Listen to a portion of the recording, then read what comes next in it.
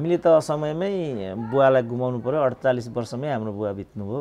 अब मेरो आदर्श के छ भने म मर्दा मेरो एक कट्ठा जग्गा पनि नहोस्, 1 रुपैयाँ पैसा पनि ब्याङ्कमा नहोस्। मरण यस्तो होस् जहाँ आफूलाई लागेका मनका कुराहरू भन्दै ठुलो कान्तिपुरी सभाको बीचमा मैले मृत्यु चाहिँ वरण गर्नु परोस् भने जस्तो त्यो विधिबाट म मरेर गएँ भने मेरो लागि सबभन्दा ठुलो सौभाग्य त्यो नै हुन्छ। के भयो त मेरो जीवनमा, किन मेरा साथीहरू यति कम भए त भन्ने मैले फेरि फर्केर हेरेँ। गुन्द्रुकको रसमा टमाटर हालेर भुलुक्क उमालेको जो खाइयो त्यति मिठो जिन्दगीमा फेरि मैले खान पाएँ जस्तो मलाई लाग्दैन। एउटा ग्रामीण इलाकाबाट आएको मैले त आफूलाई भरियाको छोरो नै भन्ने गरेको छु, किनभने मेरो पिताजीले भारी नै बोकेको मैले आफै देखेको हो। 10 क्लासमा पढ्थेँ, त्यो बेला जम्मा केटीहरूको सङ्ख्या नै 3टा थियो। 104 जनामा चाहिँ 4 जना मात्रै उत्तीर्ण भयौँ हामी फाइनलमा। त्यसमा म परेँ। मैले भने लद्दु थिएँ, मेरो आफ्नै नम्बर कम हुन्थ्यो तर मै 1 नम्बर थिएँ। दसैँमा चाहिँ मावल जाने, केरा चिउरा खाने। कुनै खेल मैले जीवनमै खेलिनँ, कुनै शारीरिक परिश्रम मैले जीवनमै गरिनँ। क्या है भाई, तुम्हारा तो ड्यूटी में भी बिगाड़ रहा है, दरबार से मुझे बहुत बड़ा प्रेशर आ रहा है, तुम मुझे भी नहीं रहने दोगे, क्या करोगे तुम, जहाँ भी जाओगे बवंडर करते हो, ये सब क्यों होता है भन्छ बुढो। म चाहिँ लद्दु मध्येमा एउटा थिएँ, तर मेरो इम्प्रेसन यो जान्ने विद्यार्थी, मेधावी विद्यार्थी हो, मेहनती विद्यार्थी हो भन्ने छाप चाहिँ गुरुहरूमा परेको थियो। तर म विद्यार्थी चाहिँ लद्दु नै थिएँ। किन डाक्टर साहब तपाईँ लद्दु पनि भन्नुभयो अनि जान्नेमा कसरी पर्नुभयो त? किनभने अरूहरू मभन्दा लद्दु थिए नि त बाबु। कम्युनिस्ट हो कि क्या हो भन्ने खालले ठाडो काट्नु, चारतिर सिआइडीहरू हुन्थ्यो त्यति बेला त। प्रिपेयर हुनुहोस्, तपाईँलाई म यहाँबाट 1 महिनामा बेदखल गर्छु र यो ठाउँमा म आउँछु, तपाईँ तयार भएर बस्नुहोस् भनेर म त्यहाँबाट निस्केँ। वास्तवमा त्यसै ध्वास दिएको थिएँ। त्यो घरमा जाँदाखेरि मेरो काम नै गाई बस्तु हेर्ने, जब ढिकी कुट्ने, रमाइलो गर्ने, एक मुरी चिउरा कुट्ने, अनि त्यो चिउराको टुङ टुङ बिहानै 4 बजे उठेर त्यो चिउराको ढिकीको अनि ढिकीमा आगो बाल्नु पर्यो, यसरी भुट्नु पर्यो त्यो भिजाएको चामल। अलिकति फरक विषयमा आज मलाई कुरा गर्न मन छ डाक्टर साहबसँग। समयले कतिको साथ दिन्छ, दसैँ पनि नजिकै छ। यो दसैँसँग सम्बन्धित बनाएर म डाक्टर साहबको बाल्यकालदेखि आजसम्मको कुरालाई संक्षिप्त रूपमा जान्न चाहन्छु। डाक्टर साहबको जन्म पाएको छु, केही धेरै मान्छेहरूले पनि थाहा पाएका छन्, आम दर्शक सर्वसाधारणले थाहा पाउने गरी डाक्टर साहबको जन्म कहाँ भएको थियो नेपालको कुन जिल्लामा? मेरो अहिलेको प्रदेश नम्बर 1 मेची अञ्चल ताप्लेजुङ जिल्ला, साबिक सावादिन गाउँ पञ्चायत 8, अहिलेको फक्तालुङ गाविस 1, त्यहाँ भएको हो मेरो जन्म। ताप्लेजुङ। डाक्टर साहबको स्कुल स्तरको यानि कि त्यो त्यति बेलाको हामीले एसएलसी नै भन्छौँ, एसएलसीसम्मको अध्ययन ताप्लेजुङमै बितेको थियो। अब कक्षा 5 सम्म म रवि कला प्रावि भन्ने हाम्रो आफ्नै गाउँमा थियो। अनि त्यो चाहिँ प्राथमिक स्तरको मात्रै भएको हुनाले कक्षा 6 देखि नै म बाहिरिएँ। मोतीमावि भन्ने थियो नजिकै खोकलिङमा, त्यहाँ मैले 6 देखि 10 सम्म पढेँ र ताप्लेजुङ केन्द्र बनाएर मैले 2030 सालमा प्रवेशिका उत्तीर्ण गरेको हो। डाक्टर साहब चाहिँ स्कुल पढ्दा हुन्छ नि विद्यार्थीको क्याटेगोरी जान्ने नजान्ने धेरै जान्ने, त्यस्तोमा डाक्टर साहब कस्तो विद्यार्थीको क्याटेगोरीमा पढ्नुहुन्थ्यो तपाईँ? धेरै जान्ने अथवा मध्यम खालको केमा हुनुहुन्थ्यो? म चाहिँ लद्दु मध्येमा एउटा थिएँ, तर मेरो इम्प्रेसन यो जान्ने विद्यार्थी, मेधावी विद्यार्थी हो, मेहनती विद्यार्थी हो भन्ने छाप चाहिँ गुरुहरूमा परेको थियो। तर म विद्यार्थी चाहिँ लद्दु नै थिएँ। किन डाक्टर साहब तपाईँ लद्दु पनि भन्नुभयो अनि जान्नेमा कसरी पर्नुभयो त? किनभने अरूहरू मभन्दा लद्दु थिए नि त बाबु। अनि नि डाक्टर साहब हुन्छ नि मान्छेको त अनि स्कुल कलेज, म कलेजमा त अझै आएको छैन, त्यो उमेरमा अलिकति चकचकपन होइन मान्छेको हुन्छ नि, त्यो डाक्टर साहबको कस्तो खालको हुनुहुन्थ्यो? त्यो 1 देखि 10 क्लाससम्म पढ्दा तपाईँको स्वभाव, तपाईँको उमेरमा तपाईँ कस्तो स्वभावको हुनुहुन्थ्यो? अब अहिले फर्केर हेर्दाखेरि ममा मिलनसारिता थिएन कि भने जस्तो लाग्छ क्या, किनभने मसँग मनमिल्ने साथीहरू बिरलै छन्। त्यस्तो किन होला त भनेर जुन मैले जीवन कथा अहिले लेखेँ नि 1000 त्योमा आउँदै थिएँ ठ्याक्कै डाक्टर साहबले भन्नु। त्यो लेख्दाखेरि पनि मैले फर्केर हेरेँ, के भयो त मेरो जीवनमा, किन मेरा साथीहरू यति कम भए त भन्ने मैले फेरि फर्केर हेरेँ। अब प्राथमिक विद्यालयमा पनि मलाई मिल्ने साथीहरू एकदमै कम सम्झिन्छु म। माध्यमिकमा आएँ, मन मिल्ने साथीहरूको सङ्ख्यै छैन। परिवारभित्र पनि त्यस्तो अनुराग पारिवारिक अनुराग म अनुभूति गर्दिनँ। के भयो त भन्ने लाग्छ क्या अहिले फर्केर हेर्छु म, कहाँ गाडी छुट्यो, के भयो यस्तो।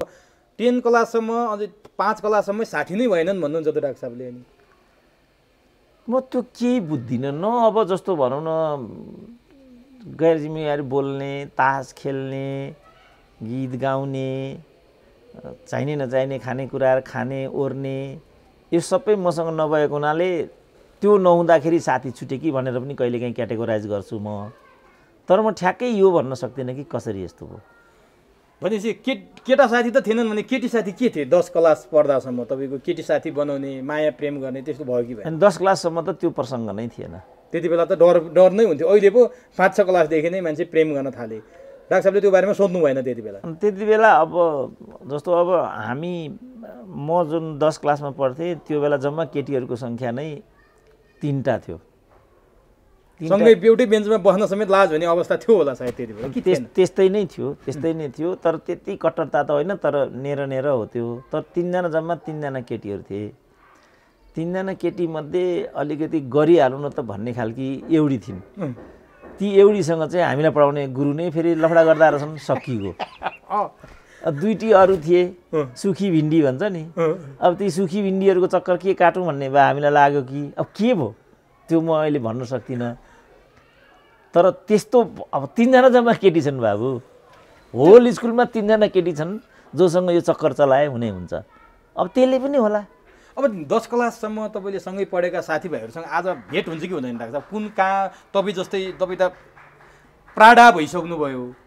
आज सञ्चार माध्यममा अन्तर्वार्ता दिएको कारणले पनि डाक्टर साहबलाई धेरैले चिन्छ। अरू तपाईँका साथीहरू कहाँ कहाँ हुनुहुन्छ? भेटघाट कुराकानी हुन्छ कि हुँदैन? एकदमै बिरलै। म गाउँ स्तरका साथीहरूको त खै मलाई सम्झनै छैन फेरि कसैसँग भेट भएको। 10 क्लाससम्म पढेकाहरू मलाई सम्झना छैन, सम्झिनु। एउटा दुईवटा कता कति देखियो भनेदेखि म भन्न सक्दिनँ। तर भने सब्सट्यान्सियली जो हुन्छ नि त्यति बेलाको ओहो भन्ने गला मिल्ने खालको त्यो खै मलाई कुनै किसिमको स्मरण छैन। इभन कलेजमा पढ्दाखेरि का पनि त्यति बढी घटनाहरू म अब नि डाक्टर साहब जस्तो 10 क्लाससम्म पढ्दाको उमेर भनेको त अलिक 15-16 वर्षको उमेर नै हो।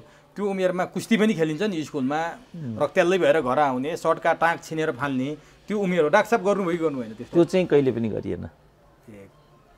लडाइँ झगडा कहिले पनि गर्नु? त्यो चाहिँ कहिले गरिएन। अनि घरमा बुवा आमाले चाहिँ के भन्नुहुन्थ्यो? कस्तो हुन्थ्यो तपाईँ? आज तपाईँ जुन प्राडा बन्नु भएको छ त्यो बुवा आमाको सपना थियो थिएन?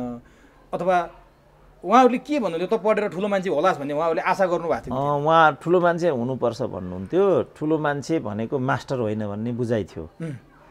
ठुलो मान्छे भनेको बडा हाकिम हुने, अर्थोक्सी हुने, लोकसेवा भन्ने त हामीलाई नै थाहा थिएन। खालि बडा हाकिम भएको, सिडिएल थर्काएको, पुलिसले मान्छे कुटेको यो मात्रै देख्थेँ नि त गाउँमा त। अनि मेरो छोरो पनि यस्तै हुन्छ र जनता कुट्छ अनि धन कमाउँछ भन्नेलाई नै ठुलो मान्छे भनिन्थ्यो कि क्या हो अहिले फर्केर हेर्दा। त्योभन्दा बढी आमाहरूको। अनि मैले चाहिँ पछि तल आएपछि मैले तहगत पढ्दै गएँ। अनि आमाले चाहिँ अब तैँले निकै माथि पढिसकिस्, अब बडा हाकिमसम्म हुने भइस् भन्नुभयो आमाले। मलाई चिसो पस्यो।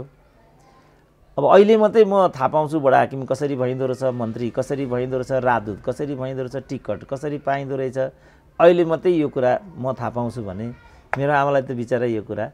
बुवा एकदम कलिलेमा बित्नुभयो हाम्रो बुवा। 48 वर्षको उमेरमै बित्नुभयो। बुवाले ठुलो पढ्नुपर्छ मात्रै भन्नुहुन्थ्यो। पछि आमाले त्यसमा ठुलो मान्छे थपिदिनु भयो। अब अहिले फर्केर म हेर्दैछु यो समाजले कसलाई ठुलो भन्दो रहेछ, म ठुलो हो कि होइन मलाई देखेर समाज हाँस्छ।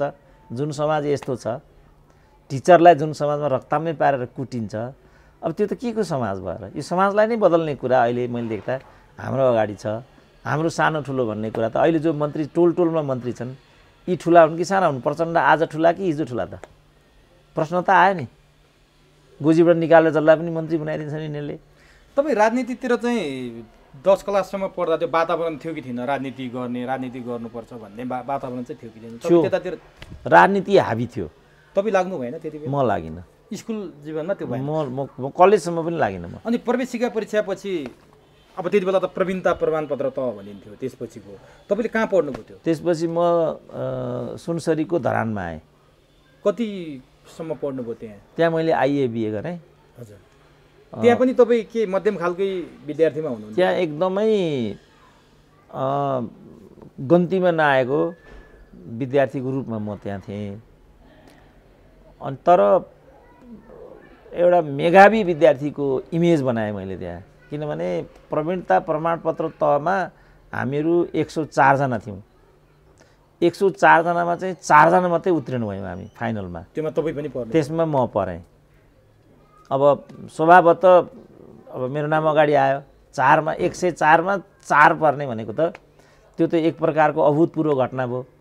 त्यसपछि बिएमा त्यति बेला त्यसलाई डिप्लोमा भन्थे, त्यसमा हामीहरू 65 जना भयौँ त्यही क्याम्पसमा। 65 जनामा पनि त्यही 4 जना उत्तीर्ण भयौँ हामी। फेरि म त्यहाँ परेँ।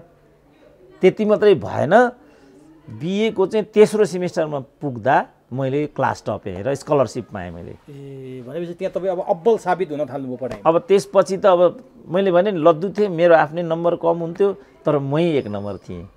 कलेज बिए डिप्लोमामा आउँदा पनि? डिप्लोमामा आउँदा पनि त्यही भने अब सानो नम्बर छ, मैले यति नम्बर ल्याएको छु। अरू जम्मै अहिले फर्केर हेर्दा किन यस्तो भयो त भन्दा लद्दुहरूमध्येको मेधावी रहेछु म। अनि डाक्टर साहब, मैले अलिकति यहाँ आउनुभन्दा अगाडि अलिकति म चाहिँ जम्प गरेछु। जस्तो अहिले दसैँको पनि सिजन आउँदैछ, दसैँ सुरु हुँदैछ। हुन त कोरोनाले दसैँको त्यस्तो वातावरण पहिला जस्तो थिएन। अब बच्चामा हुने दसैँको महत्त्व नै अर्कै छ। ताप्लेजुङमा तपाईँ बच्चा हुँदाखेरिको दसैँ कसरी सम्झिनुहुन्छ? के कस्तो लाग्थ्यो त्यति बेला? कसरी मनाउनुहुन्थ्यो दसैँ? दसैँमा चाहिँ मावल जाने, केरा चिउरा खाने, आमा बाबुको हातको टिको लगाउने, पिङ खेल्ने, यति हो दसैँको मर्म हामी केटाकेटीहरूको लागि चाहिँ। त्यो कस्तो दसैँ आउँदाखेरि अब दसैँ आयो, अब नयाँ लुगा लाउन पाइन्छ, पिङ खेल्न पाइन्छ, खसी काटेर मासु घरमै खाने अवस्था हुन्छ भन्ने त्यस्तो कुतकुती लाएर रमाइलो अनुभव हुन्थ्यो कि? एकदमै हुन्थ्यो, किनभने छेड नै गाउँमा त दसैँ त हो नि, तिहार हो। सेलरोटी पाक्ने, मारुनी गाउने, देउसे भैले आउने, पिङ खेल्न जाने, साथीभाइ भेटघाट हुने, यति त रमाइला हुन्छमा। एउटा वर्ष दिनमा एकचोटि माघे मेला लाग्थ्यो, त्यहाँ जाने, धान नाच्ने। अनि दसैँ कसरी मनाउनुहुन्थ्यो भन्ने कुरा आयो। यहाँ जान्न चाहन्छ नि त मान्छेहरू, डाक्टर साहबको बाल्यकालको दसैँ कस्तो हुन्थ्यो भनेर के। अब त्यही हो, हामी प्रतीक्षा गरिराखेका हुन्थ्यौँ दसैँ कहिले आउला, अनि खसी काट्नु पर्यो, नयाँ लुगा लाउने, अनि नयाँ लुगाको कुरो। अब दमै भन्थे नि लुगा सिनाउने टेलरलाई, आँगनमा आएर चट्ट सिउने। अनि बुवाले चाहिँ समयमै जिल्लामा गएर लुगा ल्याउनु हुन्थ्यो। अनि लुगा फेर्ने भनेको त्यही दसैँ त हो, त्यसकारण पनि दसैँको अर्थ हुन्थ्यो त्यो बेला। अनि केराको घरीहरू ल्याएर सजाउनु पर्यो, भण्डारको साँचो आमासँग हुन्थ्यो। हामी सबैको ध्यान त्यो भण्डारमा टिक्थ्यो। ढिकी कुट्ने, रमाइलो गर्ने। अब हाम्रो अलिकति माथिल्लो तहको फ्यामिली भएको हुनाले केही नभए 1 मुरी चिउरा कुट्ने, अनि त्यो चिउराको टुङ टुङ बिहानै 4 बजे उठेर त्यो चिउराको ढिकीको, अनि ढिकीमा आगो बाल्नु पर्यो, यसरी भुट्नु पर्यो त्यो भिजाएको चामल। अनि भिजाएको चामल निकालेर त्यो ढिकीमा चाहिँ हालेर कुट्ने प्रक्रिया हुन्थ्यो चिउरा। अनि त्यो धुलोसहित आमाले चाहिँ त्यो यत्रो ठुलो डालो जस्तो के भन्थ्यो कुनि त्यसलाई, त्यसको नामै आएन मैले, ठुलो यत्रो हुन्थ्यो, त्यसमा चिउरा राख्ने, त्यो धुलोसहित राख्ने। अनि दसैँ अनि भएपछि चाहिँ त्यही निफन्दै, अनि चिउरा, अनि 2 कोसो केरा, अनि दही पनि सिधीमिधी पुग्दैन थियो, पखाले भन्थे। त्यो दहीमा अलिकति पानी हालेपछि बल्ल त्यो पखाले हुन्थ्यो। अनि त्यतिलाई मुछेर चाहिँ खानेकुरा एउटा युगान्तकारी घटना जस्तो हुन्थ्यो गाउँमा। अहिले कसरी सम्झिन्छ डाक्टर साहब त्यो मनोरम दृश्य सम्झिँदा कस्तो लाग्छ? अब ती त जीवनका अनुभूतिहरू हुन्। अब मर्मस्पर्शी ढङ्गले मानसपटलभित्र सजाएर नै राखिएको छ। फेरि फर्केर आओस् जस्तो लाग्छ कि हुन त त्यो असम्भव छ डाक्टर साहब। अब त्यसरी बितायौँ। अब मावल जाने कुरालाई उच्च प्राथमिकता दिन्थ्यो। हाम्रो मामा घर चाहिँ अलिकति समृद्ध पनि थियो, हामीले माया ममता पनि पाउँथ्यौँ। करिब 4 घन्टा हिँड्नु पर्थ्यो घरबाट। अनि 1-2 पटक आमा बुवासँग मावल आएको मलाई थाहा छ। अनि आमा बुवा सँगसँगै फर्केको तल थुम्मा भन्ने एउटा सानो बस्ती जस्तो थियो, त्यहाँ चाहिँ 1 घन्टा जति तल झरेर अनि आमाले चामल सायद बोकेरै ल्याएको थियो, सानो भाँडामा भात पकाएको, अनि गुन्द्रुकको रसमा टमाटर हालेर भुलुक्क उमालेको जो खाइयो त्यति मिठो जिन्दगीमा फेरि मैले खान पाएँ जस्तो मलाई लाग्दैन। त्यस्तो किसिमको दिन थियो, त्यस्तो किसिमको समय थियो त्यो। अब हामीले त समयमै बुवालाई गुमाउनु पर्यो। 48 वर्षमै हाम्रो बुवा बित्नुभयो। हाम्रो आमा त्यति बेला 41-42 वर्षको मात्रै हुनुहुन्थ्यो। बाँकी 41-42 वर्ष एकल महिलाको रूपमा आमाले जीवन गुजार्नुभयो। हामीहरूलाई भरण पोषण मात्रै गर्नु भएन, शिक्षा दीक्षा पनि दिनुभयो, आर्थिक पूर्वाधार पनि आमाले थप बलियो बनाइदिनु भयो। अब आमा बुवाहरूको त्यो त्यागले गर्दाखेरि हामीहरू यहाँ छौँ र चाडपर्वहरू त्यसैको बीचबाट भन्नुभयो हामीले सम्झिन्छौँ। आमा बुवाको ठुला बडाहरूको आशीर्वाद पाउने घटना पाउने पर्वको रूपमा यी चाडपर्वहरू भएको हुनाले पनि यिनीहरूको गरिमा पारिवारिक रूपमा उच्च हुन्छ। त्यही रूपमा नै हामी यस्तो कुरा सँगै पनि उडाउनुहुन्थ्यो डाक्टर साहब? चङ्गा उडाइनु मैले, खेलकुद चङ्गा यस्तो त्यस्तोमा मेरो कहिले काहीँ पनि। अनि गाई बाख्रा मेलापात त्यो चाहिँ हाम्रो अनिवार्य थियो। मेरो घरमा जाँदाखेरि मेरो काम नै गाई बस्तु हेर्ने। जब पनि म घरमा जान्थेँ मेरो काम भनेको चाहिँ त्यो। मैले शारीरिक श्रम कहिले पनि गरिनँ जीवनमा। मैले गर्ने भनेको त्यही गाई बस्तु हेर्ने अथवा हाम्रो लेक र बेसी भन्ने हुन्थ्यो खेतीको ढर्रा चाहिँ। धान खेतीको लागि बेसी, मकै कोदोको लागि लेक, यस्तो हुन्थ्यो हाम्रो। र बर्खामा लेकमै गाई बस्तुहरू हुन्थे। हाम्रो गाई बाख्रा भैँसी 3 किसिमका हुन्थे। गाईको अलग्ग ग्वाली हुन्थ्यो, भैँसीको अलग्ग थलो हुन्थ्यो, बाख्राको अलग्ग खोर हुन्थ्यो। अनि गाई र बाख्रा लिएर भिरमा जानु पर्थ्यो। त्यसको लागि हामीले एउटा मेन पावर गोठालो राखेको थियो, एउटा हली राखेको थियो, एउटा गोठालो राखेको थियो, यस्तो हुन्थ्यो। भैँसी हेर्नेमा चाहिँ म पर्थेँ जहिले पनि। भैँसीको लागि चाहिँ चौर भन्ने हुन्थ्यो। हाम्रो चाहिँ विशाल त्यस्ता चौरहरू, भिरहरू, खेतीहरू यस्ता थिए। अनि त्यो अनुसार अब हाम्रो चाहिँ बारी ठुलो बारी थियो, निकै नै ठुलो। त्यहाँ चाहिँ कोदोबारी भन्नेमा कोदो रोप्थे, आलुबारी भन्नेमा आलु रोप्थे, जौबारी भन्नेमा जौ रोप्थे, तोरीबारी भन्नेमा तोरी रोप्थे। यस्तो खालको बुवाले चाहिँ व्यवस्था गरेको थियो। अनि हिउँ लागेपछि तिनै गाई बस्तु लिएर हामी फेरि तल बेसीमा झर्थ्यौँ। घाम तातो सबै कुरा गाई बस्तुलाई पारिलो चरन परन यस्तो खालको तल ल्याइन्थ्यो। अनि म चाहिँ सानो उमेरमा दाईहरूसँग गोठमा, अब दाई एकजना भयो, गोठालो एकजना भयो, अनि म एउटा फुच्चे, यस्तो त्यहाँ हुन्थ्यौँ। अनि जङ्गलमा गइन्थ्यो, तरुल खनिन्थ्यो इत्यादि गरिन्थ्यो। राति भएपछि सुन्तला चोर्न रातभरि हिँडिन्थ्यो, कुक्कु खेलिन्थ्यो। अनि मलाई चाहिँ दाईहरू भिरमा घाँस दाउरा गर्न जानुभयो भनेदेखि हलुङ्गेको थाल हुन्थ्यो त्यति बेला। मकैको र धानको चामल मिलाएर भात पकाइन्थ्यो। मेरो लागि चाहिँ त्यो हलुङ्गेको थालमा भात अनि दुध राखेर भगारीको माथि सिउरेर राखेको हुन्थ्यो। अनि त्यो आफू उठाएर निकाल्न पनि सकिँदैन थियो। उनीहरू नै आएपछि अनि सबभन्दा पहिला उनीहरूले त्यो मलाई बिहानको भात दिन्थे, त्यो खान्थेँ। त्यो एकदमै मिठो मेरो जिब्रोमा अहिले पनि अड्किएको हुन्छ र त्यो म खुब सम्झिन्छु पनि। अब यो तरिकाले बाल्यकाल बिताइयो। तर यो अवसर तुरुन्तै छुटिहाल्यो, किनभने माध्यमिक पढाइको लागि खोक्लिङ आइयो।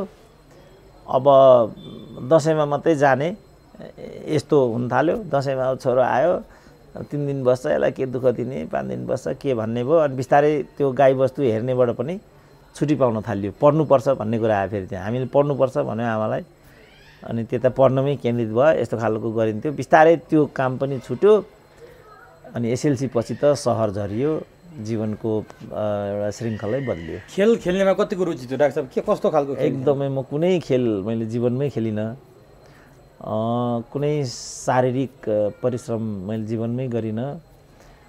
त्यसकारण अब मैले यो शारीरिक खालका कुराकानी भयो भने अहिले पनि मलाई डर लाग्छ। अनि हेर्ने खेल मास्टर्स त्यहीँ गर्नुभयो? अनि त्यहीँ गरेँ मैले। त्यहाँ पनि राजनीतिमा लाग्नु भएन? त्यहाँ आएपछि अनि मेरो राजनीतिक प्रवेश सुरु भयो। कहाँबाट केमा प्रवेश गर्नुभयो त्यहाँ? त्यसपछि हामीलाई एनडिएस भन्ने त्यति बेला राबिसे कार्यक्रम हुन्थ्यो। हजुर। अनि हामी गाउँमा गयौँ। म जाजरकोट गएको थिएँ एनडिएसमा, 5 महिनामा फिर्ता गर्थ्यो। यो बहुदल निर्दलको जुन जनमतको प्रकरण आयो त्योसँग जोडेर यिनीहरूले राजनीति गर्छन् भनेर हामीलाई फिर्ता बोलायो। फिर्ता बोलाएपछि हामीलाई यसरी किन असमयमा फिर्ता बोलाइयो भन्ने एजेन्डा बनाएर एउटा आन्दोलनको परिकल्पना म आफैले गरेँ। अनि त्यो आन्दोलन त्यहाँ सुरु भयो। मलाई निर्णायक रूपमा सहयोग गर्नेमा चाहिँ त्यति बेला भीम रावल थिए। भीम रावल तपाईँको सहपाठी हो? मेरो ब्याच हुनुहुने। त भीम रावल को हुन् भन्ने त्यति किनभने प्रतिबन्धात्मक व्यवस्था थियो, युनियन थिएन, केही पनि थिएन। यी को हुन् ऊ के हुन् केही पनि हुँदैन थियो। अन्त मैले त्यो मुभमेन्टलाई चाहिँ लन्च गरेँ। लन्च गरेपछि मैले सबैको सहयोग पनि पाएर म लाइमलाइटमा आएँ। लाइमलाइटमा आएपछि चाहिँ अनि त्यति बेलाको नेतृत्वले मलाई चाहिँ ट्याप गर्नुपर्छ भन्ने सोच्यो सायद। कम्युनिस्ट नेतृत्वले? अखिल भनौँ न, कम्युनिस्ट भन्ने त हामीलाई थाहा पनि थिएन। अखिल नेमिसङ भन्ने मात्रै हुन्थ्यो। अनि उनीहरूले चाहिँ मलाई यस्तो कुरा भन्न थाले, अखिल हुन्छ, पाँचौँ हुन्छ, छैटौँ हुन्छ भन्न थाले। त्यो मैले सुनेकै थिएन वास्तवमा। अनि अब यस्तो छ, पाँचौँ छ, छैटौँ छ, तपाईँले चोइस गर्न सक्नुहुन्छ, तपाईँको के हो कसो हो। हामी चाहिँ पाँचौँ हौँ भनेर एउटा दाङको एउटा विकास गौतम भन्ने साथी थियो, एमएससीको विद्यार्थी थियो। उसले मलाई आधी घन्टा जति त्यो कीर्तिपुरको सडकमा बाटोमा हिँड्दै हिँड्दै त्यो कुरा भन्यो।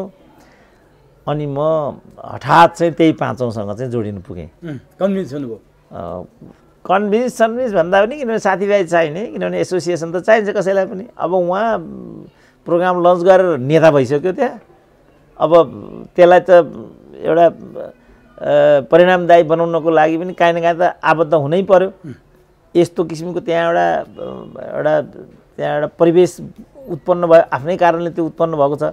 मैले त्यो राबिजे साबिजे इत्यादितिर नलागेको, खुइँ पढ्नुतिर मात्रै लागेको भए त्यो विषय नै नहुने। अब गरिहाल्यो, भाषण ठोक्यो। फेरि त्यहाँ एकचोटि वातै आइपुगेँ क्या म।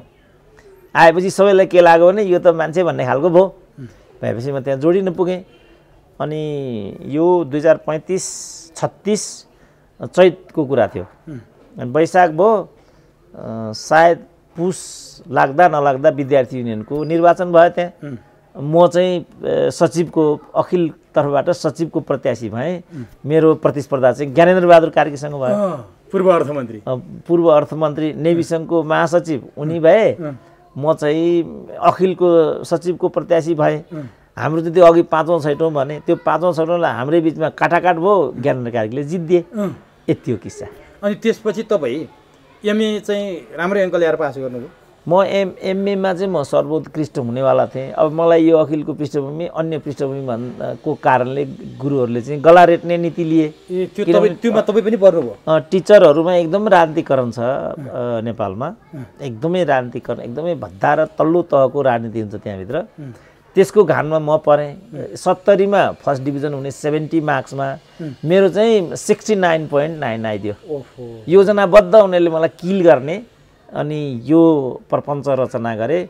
त्यही 1 वर्ष अखिल भएको वरदान हो मेरो जीवनमा। यो चाहिँ मैले जीवनभरि यो मैले भोग्नु तपाईले कहिल्यै नबिर्सिने घटना भयो, सधैँभरि तपाईँलाई पीडा हुने। यसले चाहिँ अब मैले यसलाई पीडाको रूपमा त लिइनँ, किनभने अब डिग्री केही होइन, केही होइन भन्ने स्कुल अफ थटबाट हामी हुर्केको भएको हुनाले यसले त्यस्तो पीडा त्यस्तो त मलाई केही पनि भएन। तर मैले गुरुलाई चिनेँ नि त, गुरु पनि तेरो मेरो गर्दा रहेछन् भन्ने लेसन त मैले पाएँ नि त। त्यो आफूले चाहिँ पछि आफूमा चाहिँ त्यस्तो देख्यो कि देखिन? तपाईँ पनि त त्यहाँको गुरु हुनुभयो फेरि। म त्यसमा एकदमै सतर्क हुनुभयो। म कहिल्यै पनि त्यो राजनीतिक आधारमा कहिल्यै पनि त्यो म गर्नुहुन्न भन्ने मेरो अहिले पनि मान्यता छ। र म अब नि जस्तो यो एमएको कुरा त यो भयो। अनि तपाईँले सोभियो लड्नुभयो, तपाईँका सहकर्मी, तपाईँका प्रतिद्वन्दी अर्थमन्त्री भइसके, राजनीतिमा लागिसके। तपाईँ चाहिँ मूलधारको राजनीतिमा त्यसपछि देखिनु भएन। नेकपा भयो, नेपाल कम्युनिस्ट पार्टी, एमाले अथवा के एकता केन्द्र अथवा अरू के हुन् त्यति बेलाका कम्युनिस्टका रूपहरू, त्यो कुनैमा पनि तपाईँ किन देखिनु भएन त राजनीति गरिरहनु? किनभने अहिले फर्केर हेर्दाखेरि त्यहाँ पनि एउटा त्यान्द्रो समातेर अगाडि बढ्नु पर्दो रहेछ क्या। त्यो त्यान्द्रो तपाईँले त्यहाँ पनि पाउनु भएन? त्यो त्यान्द्रो चाहिँ मैले अब भनौँ त्यसरी त्यान्द्रो पाउने आधार भनेको चाहिँ भक्तिभाव हो नि त बाबु।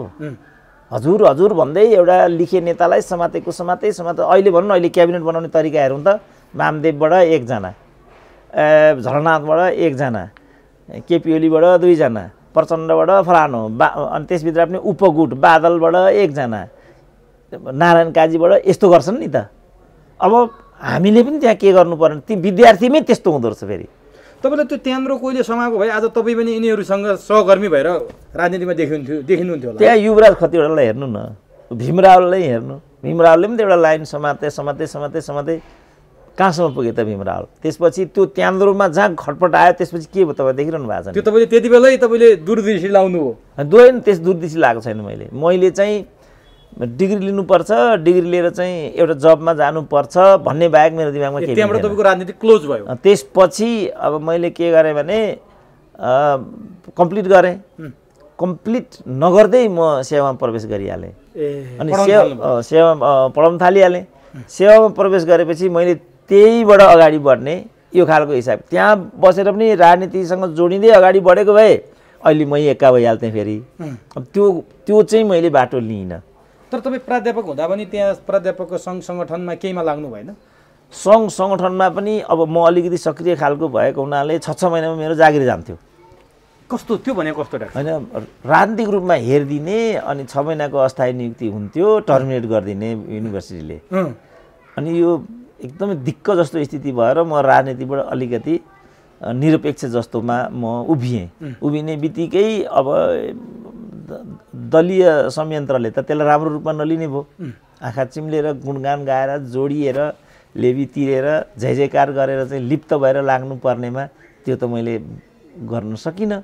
नसक्ने बित्तिकै क्रमशः छुट्दै अन्ततः म त्यहाँबाट बाहिर नै भइहालेँ। अनि त्यसपछि तपाईँ डोटीसम्म पनि पुग्नुभयो पढाउन, कलेज पढाउन। त्यो कसरी भयो तपाईँ त्यहाँ पुग्ने? त्यो त म चिफ भएर गएको त्यहाँ डोटीमा चाहिँ म। त्यसपछि मलाई के भने जागिरबाट निकाल्ने क्रममा चाहिँ कीर्तिपुरमा म 1 वर्षमा मलाई निकाल्थ्यो। भोजपुरमा गएँ 1 वर्षमा निकाल्थ्यो, वीरगञ्जमा आएँ 2 वर्षमै निकाल्थ्यो।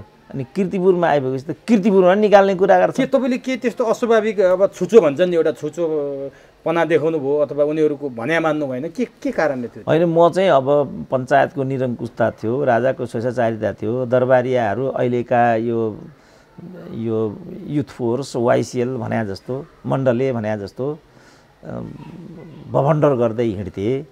के हो यस्तो, तिमीहरूको मात्रै बपौती हुन्छ, मनमा लागेको कुरा पनि भन्न पाइँदैन भन्ने खालबाट म फेरि अलिकति हक्की खालको, अलिकति त्यस्तै पारिवारिक पृष्ठभूमि पनि भएको हुनाले लत्रक्क पर्ने यो स्वभाव थिएन मेरो। अनि यो त कम्युनिस्ट हो कि क्या हो भन्ने खालले ठाडो काट्नु थिएन। चारतिर सिआइडीहरू हुन्थ्यो त्यति बेला त, पुलिसको सिआइडी हुन्थ्यो, सेनाको सिआइडी हुन्थ्यो, दरबारको सिआइडी, यस्तो हुन्थ्यो नि त। लगेर हजुर यो त भनिदिँदा रहेछन्, घ्वाप्प जागिर बनाइदिइहाल्छ। अनि कहिले थाहै हुनुभयो त तपाईँ? म 38 सालमा थाहै हुनुपर्ने, यही स्वभावले गर्दाखेरि 42 साल लाग्यो। 38, 39, 40, 41, 42, 4 वर्ष त यहीँ गइहाल्यो मेरो। किनभने 38 मै मैले नाम निकाल्ने लिखितमा यहीलाई विषय बनाए, मौखिकमा कटौती गरिदिइहालेँ। अनि 42 पर्खिनु पर्यो। अनि 42 मा गएर म थाहै भएँ। अनि त्यसपछि डोटीमा क्याम्पस चिफ पनि हुनुभयो तपाईँ? त्यसपछि कीर्तिपुरबाट मलाई निकाल्ने कुरा आयो। आएपछि त्यहाँ क्याम्पस चिफ थिए। ती क्याम्पस चिफ चाहिँ हाम्रै राजनीतिक पृष्ठभूमिका भन्थे। तिनले नै त्यो हतियार उठाएपछि तपाईँ यो किन गर्दै हुनुहुन्छ भने मैले, सक्नुहुन्छ भने तपाईँ पनि मेरो जस्तो ठाउँमा आउनुहोस् र मलाई गर्नुहोस्। यस्तो पो भन्यो त्यसले त, त्यही कुरा हो भने मैले, त्यही कुरा हो भने त्यसले। त्यसो भने तपाईँ प्रिपेयर हुनुहोस्, तपाईँलाई म यहाँबाट 1 महिनामा बेदखल गर्छु र यो ठाउँमा म आउँछु, तपाईँ तयार भएर बस्नुहोस् भनेर म त्यहाँबाट निस्केँ। वास्तवमा त्यसै ध्वास दिएको थिएँ त्यो। तर के भएको नि 15 दिनमा त्यो मान्छेलाई त्यहाँबाट निकालिदिए। मैले पनि अब यसरी नहुँदो रहेछ भनेर मैले आफ्नो एप्रोचहरू अगाडि बढाएँ। म पनि क्याम्पस चिफ हुनु पर्यो भन्ने कुरा गरेँ। अब फुचेछु यत्रो, थाहै भएको 1 वर्ष भएको छैन, 2 वर्ष जति हुँदैछ। कसरी क्याम्पस चिफ भने कहाँ हुने त भन्दा नेपालभरिको सबभन्दा सानो क्याम्पस कुन हो त भन्ने कुरा आयो। डोटी भन्ने कुरा भयो। डोटीको क्याम्पस चिफ भएर गएँ। कति वर्ष पढाउनु भयो डोटीमा? डोटीमा त 1 वर्ष बसेँ म। त्यहाँबाट पनि फेरि के भएछ भने एउटा डेलिगेसन दरबारमा आएछ। किनभने म गएँ केही वर्ष त्यहाँ अखिलले चुनाव जित्यो। हाम्रो भरतबहादुर खड्काहरू अहिले एमपी छन् नि, तिनीहरूले स्टुडेन्टको प्रेसिडेन्ट भएर चलाएको ठाउँ थियो। यो हाम्रो शाह छ नि, गोविन्दबहादुर शाह, त्योभन्दा अगाडि तिनी त्यहाँको प्रेसिडेन्ट हुन् क्या, अछामका। यस्ताले चाहिँ नेभिसनको चाहिँ एक छत्र त्यहाँ चलाइराखेको। म गएपछि त घापै अखिलले जित्यो। यहाँ अखिल एउटा पनि थिएन, कसरी यहाँ अखिलले जित्यो भन्ने कुरा भयो। यो सबै सुरेन्द्र केसीको कारणले भने फेरि त्यो पनि मेरै टाउकामा हालिदिए। भएपछि रामचन्द्र भट्ट भने नगरपालिकाका मेयर थिए, तिनकै नेतृत्वमा चाहिँ त्यति बेला शिक्षा मन्त्री थिए केशर विष्ट। अनि त्यहाँ डेलिगेसन गएछ। अनि गएपछि केशरबहादुर विष्टसँग फेरि मेरो नातेदारी पर्ने, शान्तिनो कुरा भइहाल्छ नि, यस्तोमा तपाईँहरूले यस्तो गर्नुहुन्न भन्दैछन् केशर विष्टले। त्यहाँ पनि पार नलागेछ, दरबारै डेलिगेसन गएछ। गएर भिसी पनि कम्युनिस्ट महेश कुमार उपाध्याय, शिक्षा मन्त्रीले पनि यस्तो गर्यो, सुरेन्द्र केसीले सरकार सेती अञ्चलमा कम्युनिस्ट बनाउने भयो भनेर कुरा पो माथि पुर्याएछन्। भिसीले मलाई बोलाएपछि क्या है बाबू, हिंदी में कुरा करते, महेश बाबू भन्ने भिसी थे। क्या है भाई, तुम्हारा तो ड्यूटी में भी बिगाड़ रहा है, दरबार से मुझे बहुत बड़ा प्रेशर आ रहा है, तुम मुझे भी नहीं रहने दोगे, क्या करोगे तुम, जहाँ भी जाओगे बवंडर करते हो, ये सब क्यों होता है भन्छ बुढो। अनि मैले भने त्यही वर्ष मलाई चाहिँ शिक्षा क्षेत्रमा सबभन्दा राम्रो काम गर्ने भनेर शिक्षा पुरस्कार, राष्ट्रिय शिक्षा पुरस्कार दिएको थियो। आपको तो मालूम ही है, मुझे बहुत अच्छा काम करने वाला करके शिक्षा पुरस्कार दिया गया है, मालूम नहीं है आपको भने मैले। हाँ ये तो है भने बुढाले। फिर ये सब तो बवंडर है दुश्मनों का, कुछ भी नहीं है यस्तो मैले भने। अच्छा तो जाओ भने बुढाले। म त्यहाँ गएँ, तर म वहाँ गएकै 5 दिनमा मेरो सरुवा उडैले सही गरेर पठाइदिए। यसपछि मेरो सरुवा इलाम भयो, डोटी इलाम, यस्ता कहानीहरू बनेका थिए क्या। अनि त्यो कम्युनिस्ट आन्दोलनमा पिएचडी गरे भनेर तपाईँको धेरै चर्चा हुन्छ, तपाईँले त्यो सुन्न पनि चाहनुहुन्न, फेरि अहिले म त्यो रमाइलै मान्नुहुन्न। त्यो त्यतातिर चाहिँ ध्यान कहाँबाट पुग्यो तपाईँको, कम्युनिस्ट आन्दोलनमै पिएचडी गर्नुपर्छ? होइन, म त्यसमा एकदमै रमाइलो मान्छु, किनभने मैले स्नातक तहमै नेपालको कम्युनिस्ट आन्दोलनमा थेसिस लेख्न खोजेको थिएँ। त्यति बेलाको जुन पुरातनपन्थी प्रवृत्तिले गर्दा डिपार्टमेन्टले मलाई त्यो टपिकमा स्वीकृति दिएन। तिमीले यसमा गर्न पाउँदैनन् भन्नुभयो त्यति बेलाको हेडले। त्यसो भने 2 महिनामा एउटा नेपालमा शिक्षाको विकास भनेर एउटा सानो एउटा टपिकमा 2 हप्तामा थेसिस तयार पारेर मैले फाल्ने। अनि कम्युनिस्ट आन्दोलन गर्ने भनेर डकुमेन्टहरू चाहिँ एक बाकस मैले थुपारेर राखेको थिएँ। अब खुला वातावरण आयो, मलाई त एमएदेखि नै थेसिस लेख्ने मेरो अभिप्राय भएको हुनाले म त्यही टपिकमा लेख्छु भने म अगाडि बढिहालेँ। सामग्रीहरू अलरेडी थिए, अरूले थेसिस या त 5 वर्ष लगाउँछन् या त गर्नै सकेका हुँदैनन्। त्यही कारणले मैले 2 वर्षमै आफ्नो थेसिस कम्प्लिट गरिदिइहालेँ। किस्सा यो थियो। अनि डाक्टर साहब अन्तिममा निवृत्त चाहिँ त्रिभुवन विश्वविद्यालयबाट हुनुभयो, कति वर्ष पढाउनु भयो कीर्तिपुरमा चाहिँ? कीर्तिपुरमा 40 to 75 भनेपछि कति भयो? 35 35 जति हुन्छ त्यो। अब डाक्टर साहबको त्यो निवृत्ति हुनुभन्दा अगाडि डाक्टर साहबले धेरै त्यहाँ भिसी खोज्नुभयो, डाक्टर साहबले के खोज्नुभयो, त्यहाँ धेरै खोज्नुभयो, पाउनु भएन भन्ने निकै चर्चा गरे। त्यो के थियो डाक्टर साहब त्यहाँ? त्यो हल्ला हो, त्यसको लागि सर्टेन प्रक्रियाहरू छन्। त्यहाँ चाहिँ हरेक पार्टीको एउटा समूह हुन्छ, त्यसलाई न्युक्लियस भन्छन्। काङ्ग्रेसको पनि एउटा समूह हुन्छ, कम्युनिस्टको पनि एउटा समूह हुन्छ। त्यो समूहले त्यहाँ को जाने के जाने भन्ने कुरा चाहिँ निदो गर्छ र शिक्षा मन्त्रीकामा नाम पठाइदिन्छ। यो सब बेहुदा मान्छेहरूले गर्ने बवन्डर हो क्या। अब म त्यो प्राध्यापकसँग नभएको, त्यो ग्याङमा पनि नभएको हुनाले म भिसी हुने भन्ने त कुरै थिएन। तपाईँले आफूले चाहेको हो कि होइन? किन चाहेको होइन। अनि जब राजाको पाला आयो, व्यक्तिवादी समय आयो, फेरि राजाको पालामा निर्दलीय कुरा आयो। राजाको शासन सुरु भइसकेपछि यस्तै अखबारहरूले चाहिँ प्रश्नहरू मलाई गर्न थाले। अबको भिसी म हुँ भन्ने मैले। सुरेन्द्र केसी भिसी हुँदै भनेर चाहिँ ब्यानर न्युज बनाइदिए। सुरेन्द्र केसी दरबारिया भन्ने प्रोपोगेन्डा पनि त्यहीँबाट आएको हो। म भिसीको लागि, राजदूतको लागि मर्यादा गर्छु भन्ने विषय पनि त्यहीँबाट आएको हो। यसको स्रोत चाहिँ त्यो हो। अनि डाक्टर साहबले किताब पनि लेख्दै हुनुहुन्छ आफ्नो जीवनको बारेमा, कहिलेसम्म हामीले पढ्न पाउँछ? यी सबै कुरा त त्यहाँ डाक्टर साहबले उल्लेख गर्नुभयो होला। त्यो किताबको नाम के छ र त्यो कहिलेसम्म आउँछ? त्यो किताब चाहिँ मेरो जीवन कथा भन्ने त्यो किताबको नाम हो। पहिला चाहिँ मैले कोरोना र जीवन कथा भनेर त्यसको शीर्षक मैले निर्दिष्ट गरेको थिएँ, किनभने यो चाहिँ कोरोना कालमा 120 दिनमा लेखिएको किताब हो र कोरोनासँग जोड्नुको कारण त्यो थियो। तर मैले यो लेख्दै लाँदाखेरि के भयो भनेदेखि कोरोना त अब कहिलेसम्म जान्छ भन्ने थाहा छैन, जहिलेसम्म जान्छ त्यसपछि यसलाई कोरोनाको च्याप्टर गरौँला भनेर जीवन कथाको च्याप्टरबाट म अगाडि बढेँ। जीवन कथा नै चान्चुन 1200 पृष्ठको हुने देखियो। अब कोरोना पनि यसमा थप्दाखेरि त मिनिमम पनि 1500 पृष्ठको हुने देखियो। त्यसो भएको हुनाले मैले यो कोरोना र जीवन कथा नगरिकन मेरो जीवन कथा मात्रै गर्ने, कोरोनाको विषयलाई चाहिँ यसमा इन्क्लुड नगर्ने, मौका मिल्यो भने अलग लेख्ने भन्ने बाटोमा म यहाँ अहिले उभिराखेको छु। र 120 दिन लाएर मैले यो लेखेको, 120 दिनमा 994 पृष्ठ चाहिँ टाइप भयो। त्यसमा फोटो परिशिष्ट इत्यादि गर्दाखेरि 1200 पृष्ठ हुने मैले अनुमान गरिरहेको छु अहिले। र यसको प्रथम ड्राफ्ट चाहिँ टाइप भइसक्यो। अब यसको म प्रुफ हेर्छु। प्रुफ हेरिसकेपछि यो भाषा सम्पादनमा जान्छ अनि त्यसपछि मात्रै यो बजारमा प्रिन्टिङ कहाँ बजारमा, त्यसपछि यो प्रिन्टिङमा जानु पर्यो नि, प्रिन्टिङ पछि बजारमा अनि मात्रै बजारमा आउने प्रक्रिया हुन्छ। सायद मैले कन्टिन्युस काम गर्न पाएँ। अब भनौँ न कोरोनाले कहाँसम्म लान्छ, केसम्म हुन्छ, कसैलाई पनि थाहा छैन नि त। कन्टिन्यू लान सक्यो भने वर्षान्तमा त्यो तयार हुनसक्छ। अब म अन्तिममा डाक्टर साहबसँग, लामो भयो, आज रातै परिसक्यो, अझै मलाई कुरा गर्न मन थियो कि अझै धेरै कुरा थिएँ, मैले यसलाई छोटकरीमा संक्षिप्त बनाएर ल्याइरहेको छु। अब यत्रो वर्ष 35 वर्ष किर्तिपुरमै पढाउनु भयो, डोटीदेखि इलामसम्मको तपाईँको अनुभव छ। विद्यार्थीहरूसँग तितो मिठो तितो पिरो, विद्यार्थीले त प्राध्यापकै कुट्छन्, डाक्टर साहबलाई कति थर्काए भनेर भनी हुनुहुन्छ, त्यस्तो केही सम्झना छ कि छैन? तितो पिरो छ। यस्ता खालका बेहुदा विद्यार्थीहरू हुन्छन् नै, किनभने विद्यार्थी भनेको वर्ग होइन, समुदाय हो। त्यहाँ विभिन्न वर्गका प्रवृत्तिका मानिसहरू रहेका हुन्छन्। स्नातकमा पढाउँदाखेरि स्नातकोत्तरमा पढाउँदाखेरि, स्नातकमा वीरगन्जमा पढाउँदाखेरि पनि आभारा विद्यार्थीहरूले एकपल्ट मलाई दुःख दिन खोजेका थिए। त्यति मात्रै सम्झना छ मलाई। त्यसपछि स्नातकोत्तरमा किर्तिपुरमा जम्मा 2टा वारदात भए, 3टा वारदात भए। 2टा वारदात चाहिँ नम्बर थोरिदियो भन्नेबाट उत्पन्न भएको थियो।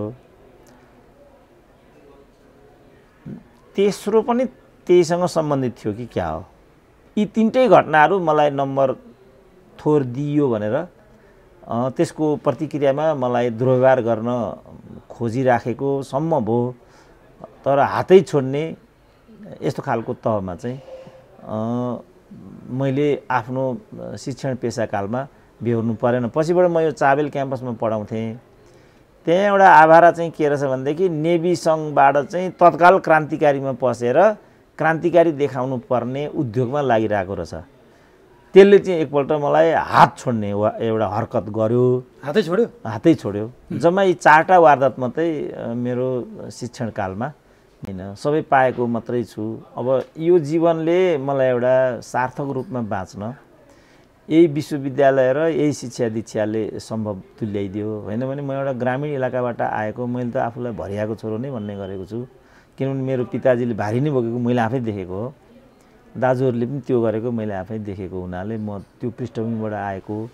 त्यो पृष्ठभूमिबाट आएको मान्छे आज देशको राजधानीमा एउटा हस्ती जस्तो भएर स्वयंलाई उभ्याउन पाउनु, योभन्दा ठुलो यो जीवनको प्राप्ति अर्को के हुन सक्थ्यो होला। किनभने मेरो सरह त मैले अर्को कोही मान्छे आएको देखेकै छैन। अब यसलाई मैले ठुलो प्राप्ति मानेको छु आफ्नो जीवनको। यो प्राप्तिपूर्ण किन छ भने मैले कसैको विरुद्धमा जीवनमा त्यस्तो केही गर्नु परेन, गरेको छैन। देश र जनताको विरुद्धमा पनि केही गर्नु परेन, गरेको छैन। व्यभिचार र भ्रष्टाचार यस्तो पनि मैले गर्नु परेन, गरेको छैन। र मैले कसैलाई दुःख दिएर, कोहीसँग मागेर, कोहीसँग रोएर खानु पनि परेको छैन। अब मेरो चाहिँ अब 5-7 लाख रुपियाँको ब्यालेन्स अहिलेसम्म भयो होला। त्यो ब्यालेन्समध्ये ठुलो पैसा त मैले छोरीको भर्खरै बिहा गरेँ, सिद्धि पनि सक्यो। युनिभर्सिटीले सानो एउटा पेन्सन दिन्छ, त्यसबाट म जीवन चलाउँछु। अब मेरो आदर्श के छ भने म मर्दा मेरो 1 कट्ठा जग्गा पनि नहोस्, 1 रुपियाँ पैसा पनि ब्याङ्कमा नहोस्, कसैको खाएर पनि मैले जानु नपरोस् भन्ने मेरो आदर्श भएको हुनाले मलाई यस्तो कमी छ, उस्तो छ भन्ने गुनासो पनि केही छैन। एउटै प्रार्थना मेरो के छ भनेदेखि हाम्रो माधव घिमिरेले भने जस्तो मरण यस्तो होस् जहाँ आफूलाई लागेका मनका कुराहरू भन्दै ठुलो कान्तिपुरी सभाको बीचमा मैले मृत्यु चाहिँ वरण गर्नु परोस् भने जस्तो त्यो विधिबाट म मरेर गएँ भने मेरो लागि सबभन्दा ठुलो सौभाग्य त्यो नै हुन्छ। अब अरू मैले कमाउनु केही पनि छैन, किनभने पदको महिमा पनि देखिहाल्यो, प्रधानमन्त्रीकै के औचित्य हुँदो रहेछ, के हैसियत हुँदो रहेछ त्यो पनि देखिहाल्यो। अब म प्रधानमन्त्री भएँ भने पनि योभन्दा ठुलो चार्म। अब म विदेशमा कहीँ गएँ भने एयरपोर्टमा मैले यति पत्रकार साथीहरूको चाहिँ सद्भाव पाउँछु कि त्यो प्रधानमन्त्रीले पनि पाउँछ जस्तो लाग्दैन मलाई। अब के हुने, मलाई धन कमाउनु छैन, यस कमाउनु छैन, पैसा कमाउनु छैन, अब मलाई थप यहाँ आउँदा के चाहिन्छ र? त्यस कारण मैले जीवनमा प्राप्ति मात्रै गरेँ, आर्जन मात्रै गरेँ, केही पनि मेरो गुमेको छैन। मैले पश्चाताप गर्नुपर्ने त्यस्तो कुकर्म पनि जीवनमा केही गरिनँ। त्यस कारण म पूर्ण सन्तुष्ट, पूर्ण मानवको रूपमा यो पृथ्वीमा उभिएँ र त्यसरी नै म बिदा भएर जान्छु भन्नेमा म आफ्नो कर्मको आधारमा विश्वस्त र कृत सङ्कल्पित छु र मलाई त्यस्तो रिग्रेसन केही पनि छैन। हस् डाक्टर साहब, समय दिनुभयो। आज डाक्टर साहबसँग अलिक बेग्लै अलिक फरक खालको कुराकानी गर्न पाइयो, धेरै कुरा पनि जान्न मौका पाइयो। यसको लागि तपाईँलाई हार्दिक ल हस्, धन्यवाद।